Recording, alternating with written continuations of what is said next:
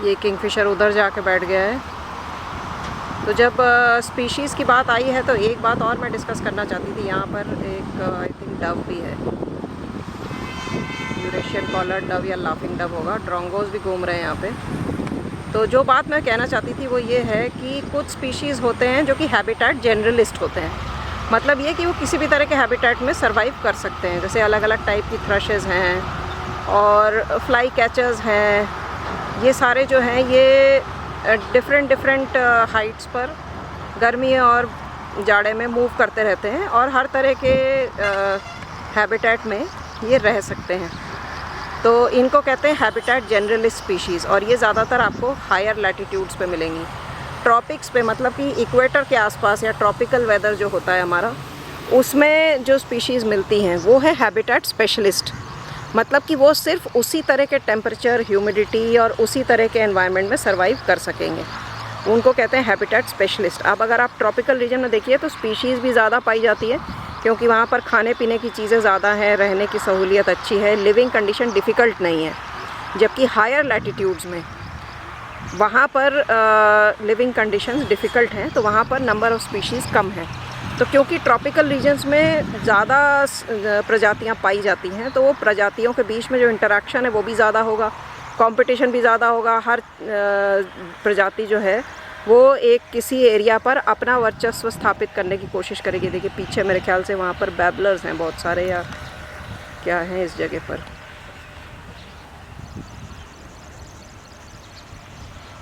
तो यही चीज़ है। तो इसमें ट्रॉपिकल एरियाज़ में आपको ज़्यादा बायोटिक इंटरेक्शन मिलेंगे, मतलब इंटर स्पीशीज़ इंटरेक्शंस जो हैं, जिसके बारे में मैंने अपने पिछले एक वीडियो में डिस्कस किया था, वो आपको ट्रॉपिकल रीजन्स में ज़्यादा मिलेंगे। और ट्रॉपिकल रीजन्स में ही आपको प्रेडेशन भी ज़्यादा मिलेंगे। ये कबूतर है मेरे ख्याल से, डव हैं या फ्रैंकोलिन है, बहुत दूर है एक्चुअली। फुल जूम के साथ भी मुझे क्लियरली दिखाई नहीं दे रहा है। यहाँ पे तीतर तो है, काला तीतर तो है ही है, और उसी को देखने की उम्मीद में ही मैं आती हूँ बार बार कि हो सकता है कभी दिख जाए। लेकिन ये तो तीतर नहीं लग रहा है बॉडी शेप से, या तो ये पिजन है, नहीं ये तीतर हो सकता है। फ्रैंकोलिन है ये, लेकिन ग्रे फ्रैंकोलिन है। हाँ ये ग्रे फ्रैंकोलिन है। ये देखिए दोस्तों तीतर, एक और नया बर्ड आपको दिखा आज मेरे वीडियो में। ये है ग्रे फ्रैंकोलिन। ये देखिए ग्रे फ्रैंकोलिन, आप देखिए कई सारे हैं यहाँ पे। ये भी बहुत शाई बर्ड्स होती हैं फ्रैंकोलिन्स, क्योंकि ये गेम बर्ड्स होती हैं और इनको सालों से शिकार किया गया है हमेशा, तो इसलिए ये बहुत छुप के रहना पसंद करती हैं। ये देखिए फुल जूम के बाद भी ये इतना ही दिख रहा है। चली गई हैं अब तो जो मैं कह रही थी कि ट्रॉपिक्स पे इंटरेक्शन ज़्यादा होते हैं, स्वॉलोज़ भी उड़ रहे हैं यहाँ पर। उसका मतलब यही है कि वहाँ पर प्रेडेटर्स भी आपको ज़्यादा मिलते हैं और प्रे भी ज़्यादा मिलता है। तो मतलब ये है कि सभी के लिए खाने की पर्याप्त मात्रा है। ये देखिए दोस्तों, बी ईटर बैठा हुआ है मेरे घर के सामने वाले तार पे, और इसी तरह से मेरी बर्डिंग जर्नी की शुरुआत भी हुई थी। मैंने एक बार एक वीडियो बनाया था बी ईटर्स पे, जिसमें मैंने बताया था कि यही तरीका था जिससे कि मेरी बर्डिंग की जर्नी शुरू हुई थी। और इसमें देखिए ग्रीन बी ईटर में जो सेंट्रल टेल फेदर होता है वो लंबा होता है, इलॉन्गेटेड होता है, लेकिन इसमें नहीं है। तो ये ग्रीन बी ईटर ही, कोई और वैरायटी यहाँ पे नहीं पाई जाती है। ब्लू टेल्ड वगैरह कभी कभी आ जाते हैं, लेकिन वो भी विंटर के मंथ्स में। तो इसका मोस्ट लाइकली रीज़न ये है कि अभी जुवेनाइल है, फुल ग्रोन नहीं होगा, ऐसा ही मुझे लग रहा है। सुबह सुबह यहाँ पर ये बैठ के अभी सेंकते हैं इस तरह से। कई बार बहुत सारे बी ईटर्स एक साथ आपको एक जगह पर बिल्कुल सटे हुए एक दूसरे से मिलेंगे, तो उस चीज़ को हडलिंग कहते हैं। और इससे ही अपनी बॉडी हीट को बचाने की कोशिश करते हैं हडलिंग करके। और भी बर्ड्स हडलिंग करते हैं, जैसे आउल्स वगैरह हैं, मुनियाज हैं, बहुत सारी बर्ड्स हैं जो आपको हडलिंग करते हुए दिखेंगी। तो it is a method of saving body heat in cold weather. दोस्तों यहाँ वाइट थ्रोटेड किंगफिशर का पेयर बैठा हुआ है।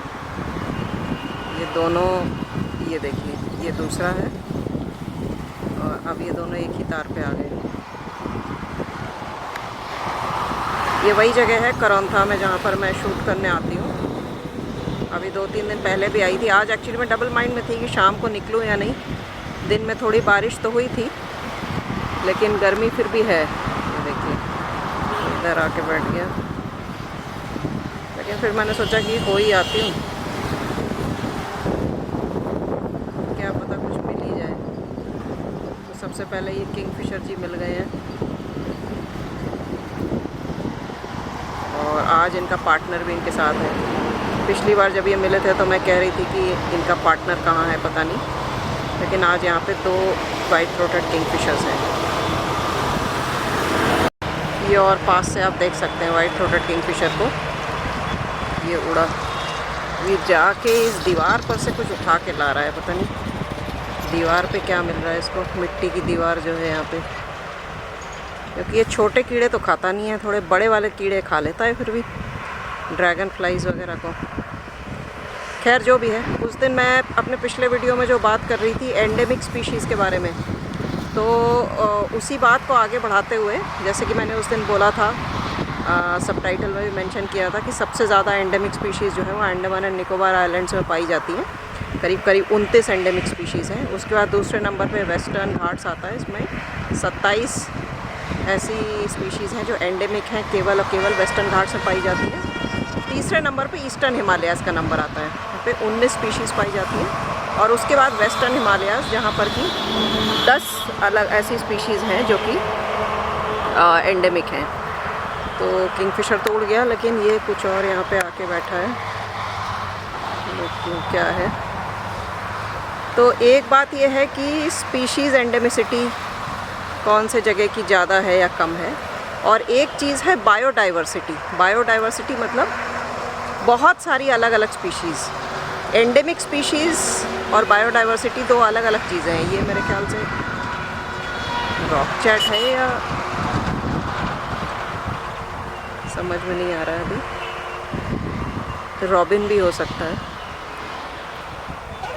तो जो बायोडाइवर्सिटी है वो सबसे ज़्यादा रिच जो है वो आपका ईस्टर्न हिमालयाज़ में है। सबसे ज़्यादा total number of species eastern Himalayas में पाई जाती हैं। एंडेमिक स्पीशीज़ अलग हैं। एंडेमिक स्पीशीज़ के मामले में ईस्टर्न हिमालयाज़ नंबर 3 पे है, लेकिन टोटल नंबर ऑफ़ स्पीशीज़ जो बायोडाइवर्सिटी अगर कहा जाए तो वो सबसे ज़्यादा ईस्टर्न हिमालयाज़ में है। आई थिंक 583 या ऐसे कुछ टोटल स्पीशीज़ हैं।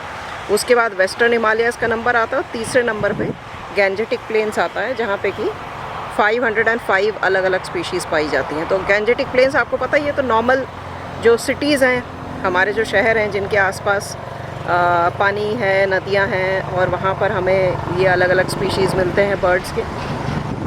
तो ये मेरे ख्याल से बुश चैट है, इसी दीवार के साथ ये भी उड़ रही है। अभी अगर कहीं बैठेगी तो फोकस करूँगी इस पर। तो गैंजेटिक प्लेन्स तो हमें पता ही है, तो उसमें आपको सबसे ज़्यादा मतलब जो स्पीशीज़ मिल रहे हैं वो टोटल 505 हैं, जो कि आपके तीसरे नंबर पे है। तो इसी तरह से डिवाइडेड है बायोडाइवर्सिटी रिचनेस जोन्स के हिसाब से इंडिया के अंदर। ये जोन्स कैसे डिवाइडेड है ये भी मैंने अपने पहले एक वीडियो में बताया है।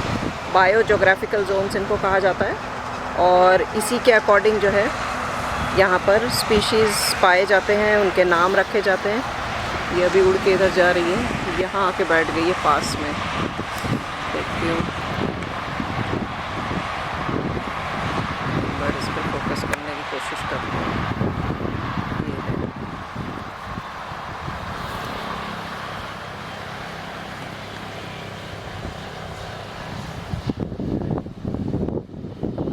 शायद बुश चैट है, जो पाइड बुश चैट होती है वही लग रही है मुझे।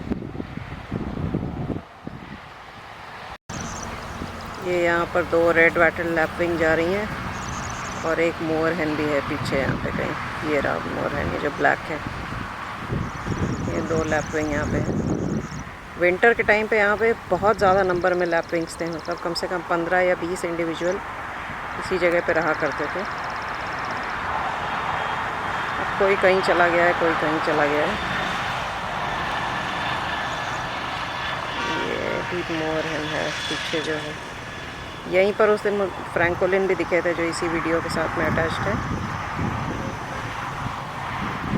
और यहाँ पर जो ये वाली घास है, यहाँ मैंने अभी प्रीनिया देखी थी, लेकिन इससे पहले कि मैं फोकस कर पाती वो उड़ गई। बहुत छोटी छोटी और बड़ी डेलिकेट बर्ड्स होती हैं प्रीनिया।